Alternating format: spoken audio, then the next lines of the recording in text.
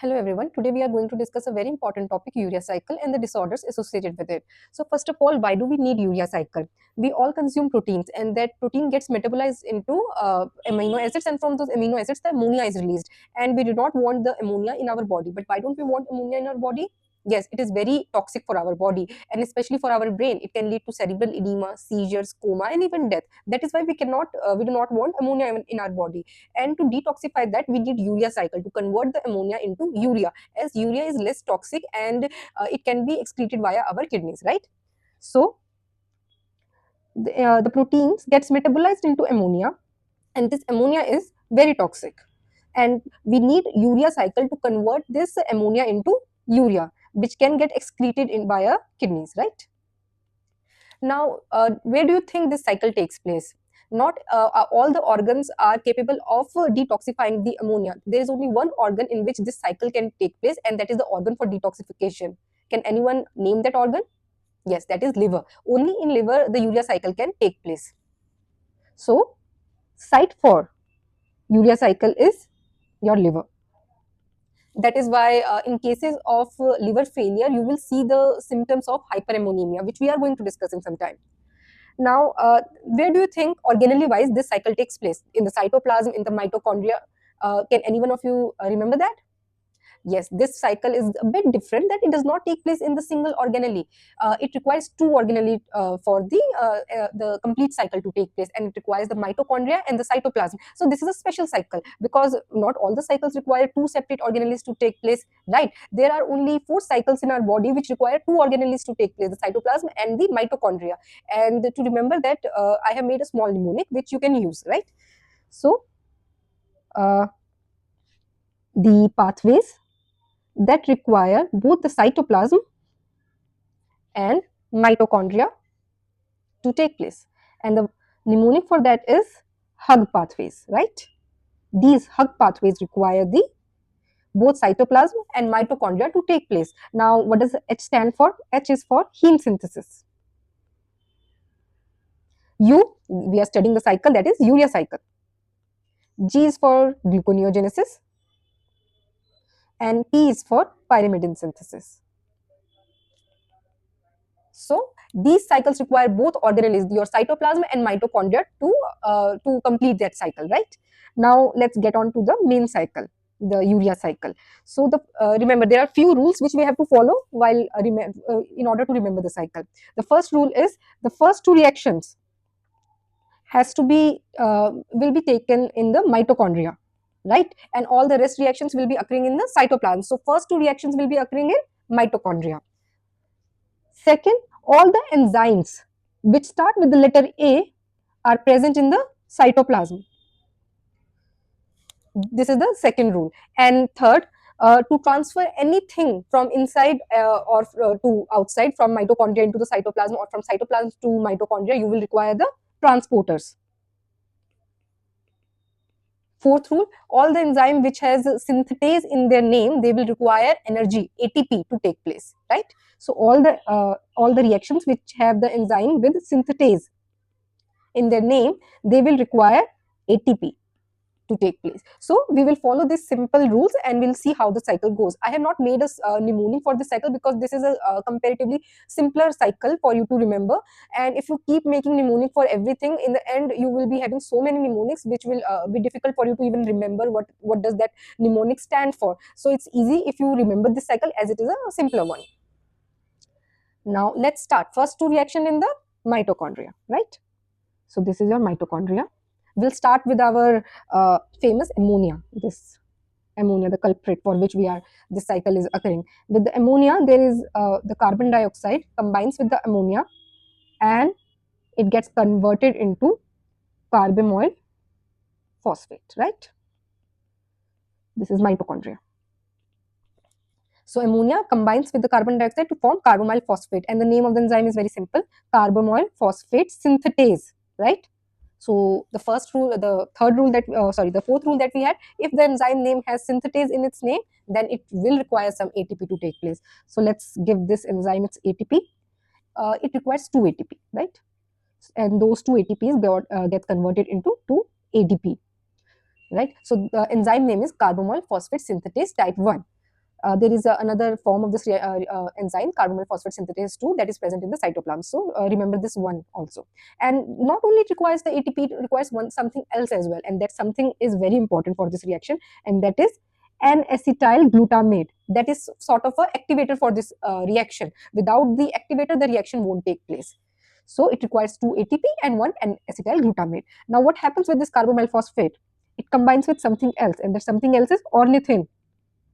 It combines with ornithine to form citrulline,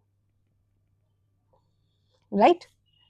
The reaction takes place in the mitochondria, but the citrulline has to exit the mitochondria so that further reactions can take place in the cytoplasm. So what is the enzyme that is needed for this? That is ornithine transcarbamylase. I am writing the name separately because space is less over there. That is ornithine transcarbamylase. So the first two reactions are over. Now we have to go to the cytoplasm for other reactions to happen. So now this citrulline will exit through a transporter into the cytoplasm, right? Now this citrulline will combine with the aspartate, right? Now where does this aspartate comes from? Yes, this aspartate is coming from the mitochondria only, and with it will also require another transporter, and the name of the transporter is citrin. It is a aspartate glutamate transporter, and this aspartate is actually coming from your Krebs cycle, right? So that is how this aspartate is coming. Now citrulline will combine with the aspartate to form arginosuccinate. Now the name of the enzyme is also simple to remember, that is arginosuccinate synthetase. Right. Now the rule is, if the enzyme name has synthetase, then it will require some energy, some ATP. So it requires only 1 ATP, right? But that ATP is not getting converted into ADP. It is getting converted to AMP. So two inorganic phosphate residues are getting released, right?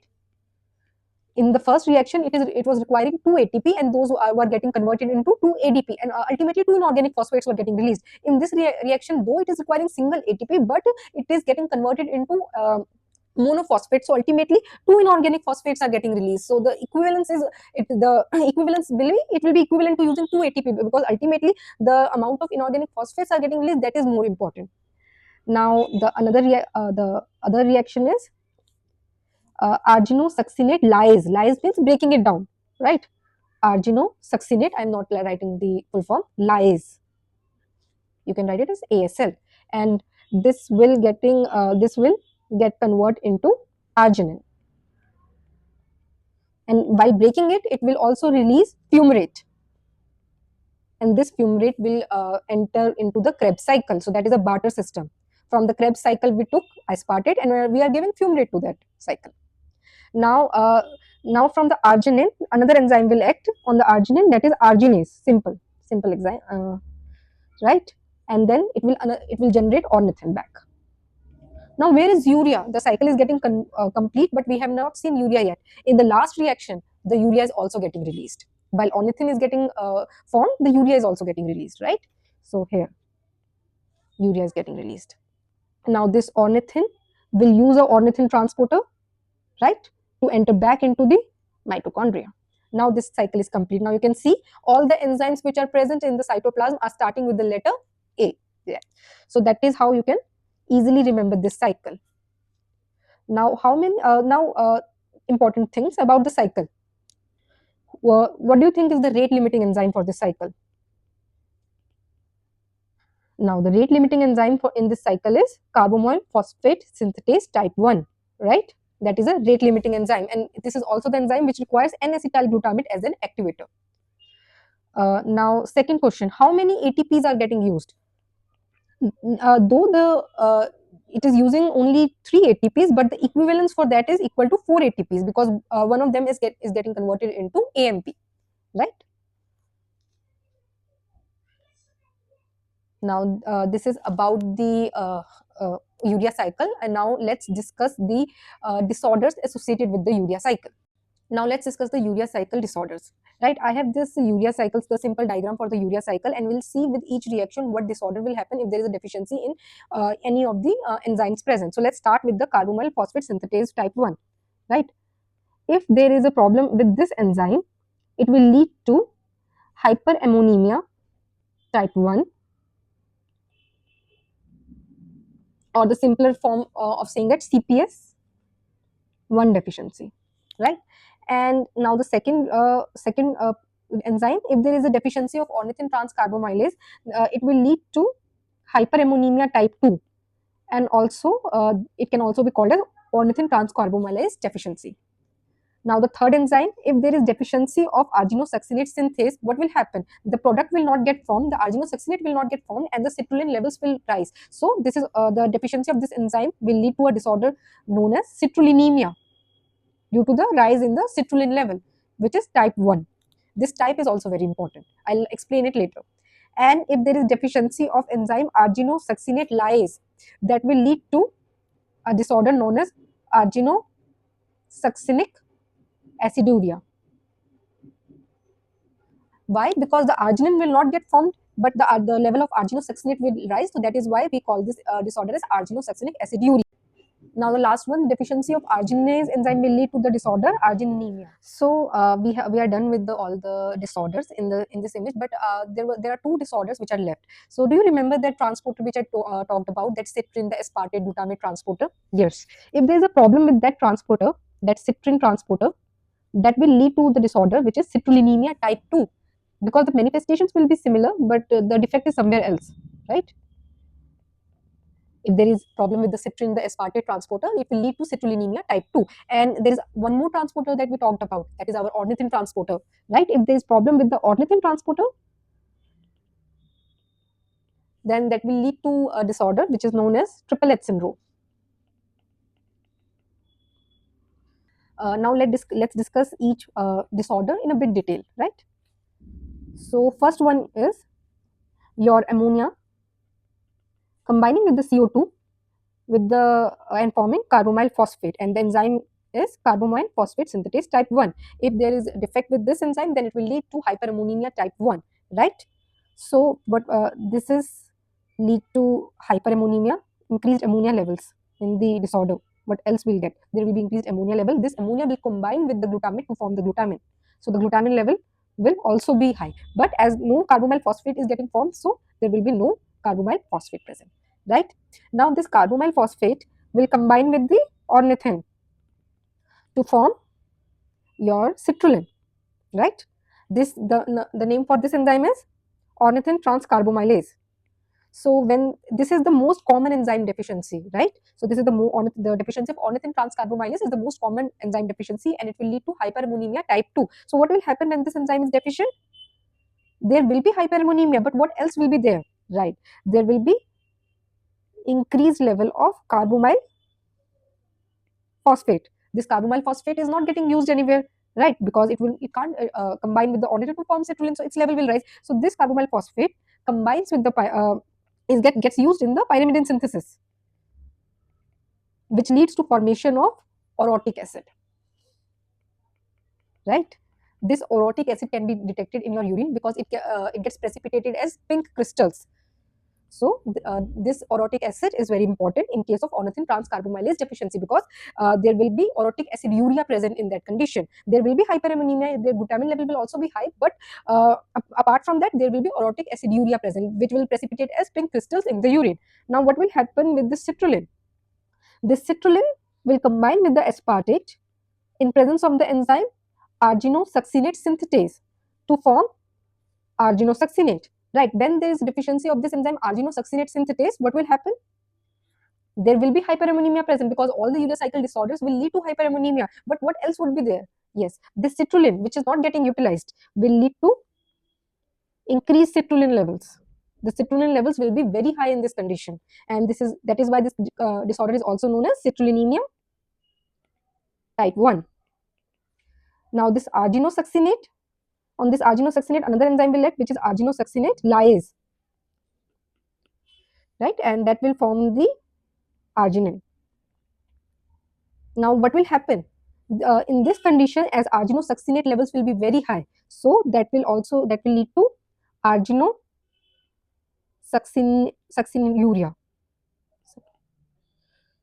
arginosuccinuria present, because the arginosuccinate will not get utilized, right? So the arginosuccinate level will be very high, which gets excreted into the urine, and that is why this condition is also known as arginosuccinate urea. Now this arginine will finally get acted upon by arginase enzyme to form the ornithine. Now in this condition, there will be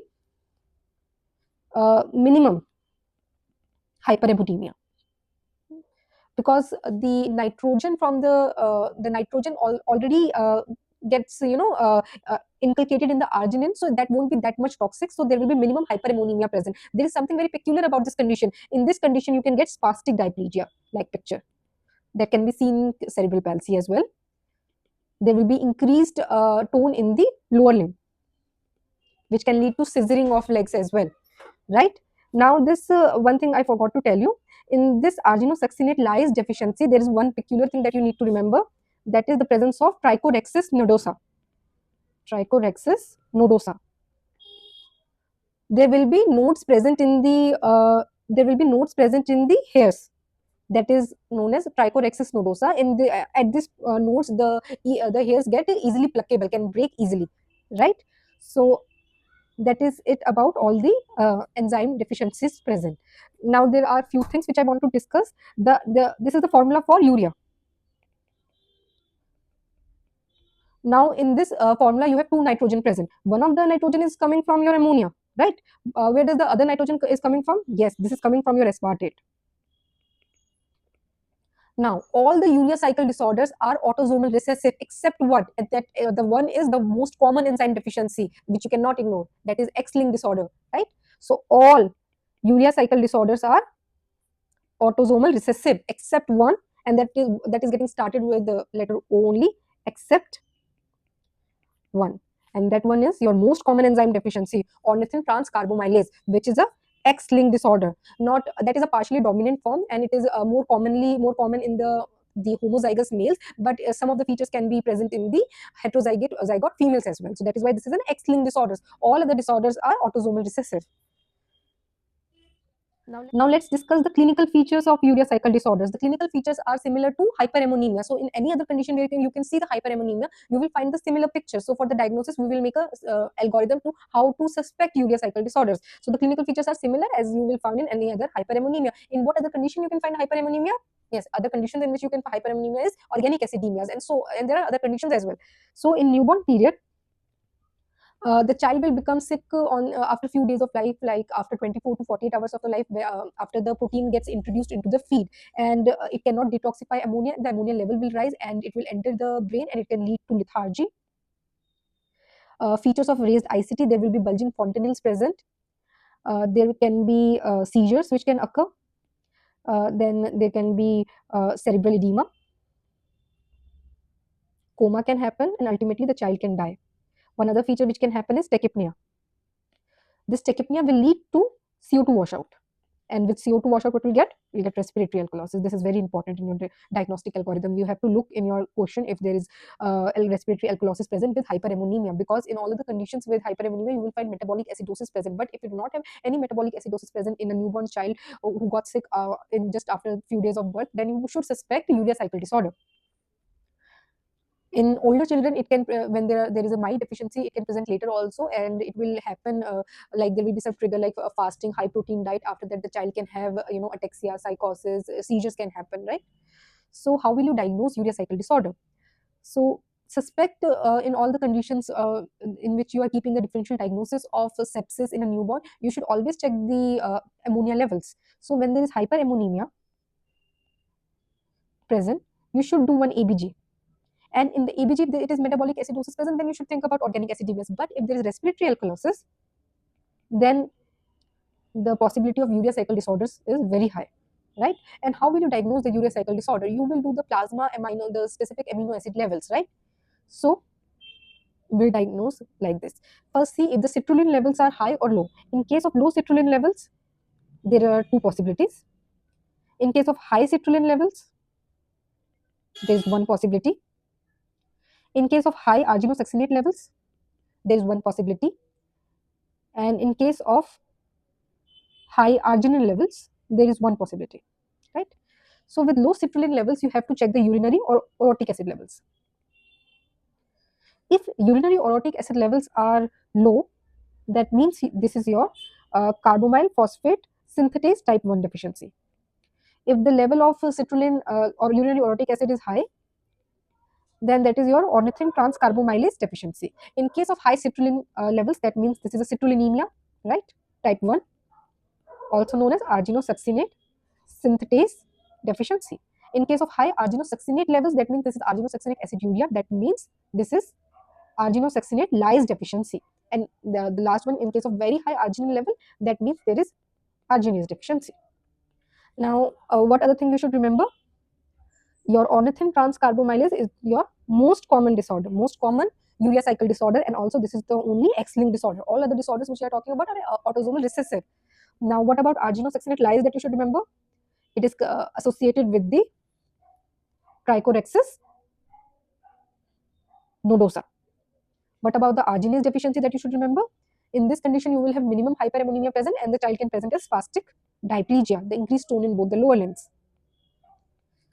Right? So this is the diagnostic algorithm you will form. You'll have to see in cases of urea cycle disorders. Now, how in short, how will you treat the hyperammonemia? In first of all, whenever a child is presenting with the with this kind of a presentation, you will first keep the child NPO, right? Start on IV glucose and lipid infusion, and you won't give protein. Now, what else you'll give? You'll give ammonia scavengers, which will reduce the amount of free ammonia present in the blood. It includes the sodium benzoate and sodium phenyl acetate. What else you can give? Yes, one more important thing which you can give, IV arginine infusion. It helps in moving the cycle forward, right? Then there is one condition in which IV arginine is contraindicated. Yes, that is your arginase deficiency, because in that condition your arginine level are very high, so you don't need to give the arginine infusion. In severe hyperammonemia, you have to go with the dialysis.